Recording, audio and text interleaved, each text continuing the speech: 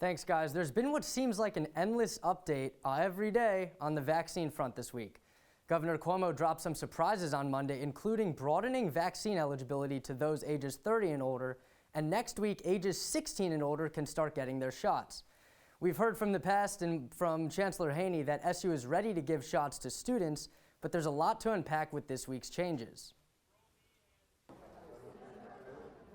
The wait is finally over for New Yorkers. Governor Cuomo dropped a surprise on Monday, announcing that New York vaccine eligibility will once again be expanded, this time to anyone over 30 years old starting Tuesday this week, and next week opening up shots to anyone over 16 years old. We're happy. We've been asking the state to loosen up the guidance on eligibility they have, so we're happy about that. The fast-tracked broadening of who's eligible comes just a week after Cuomo opened up shots to those 50 and older.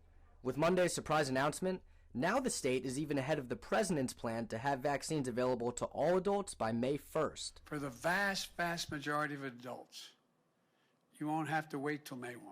But the latest news of expanded eligibility only adds to the questions and speculation of Syracuse University's vaccination plan. SU has requested permission from the state to vaccinate students on campus via the Barnes Center, but is still waiting for a response.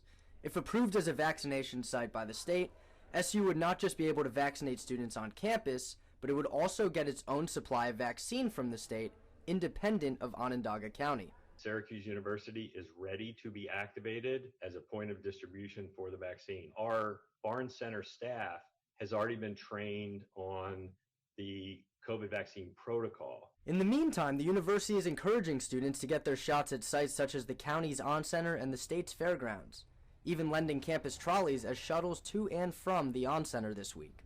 But also on Monday, a new demand from the university.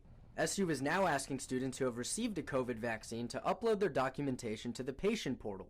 Chancellor Kent Syverud says doing so may eventually allow you to forego testing standards as a requirement for entry into certain venues and participation at certain events.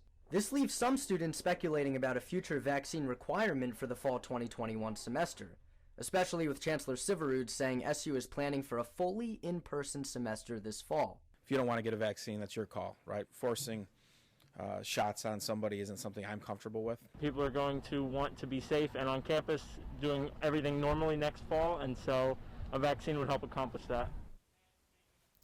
It's truly an endless cycle of news on the vaccine front this week, but an important note for those looking to get vaccinated under the recent eligibility expansion: the FDA is warning Americans to double-check the ingredients of the vaccine they're getting for allergies.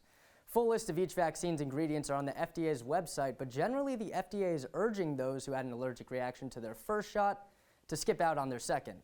And a crucial distinction here, with those 16 and older becoming eligible next week, remember that the Pfizer vaccine is the only one approved for those under the age of 18.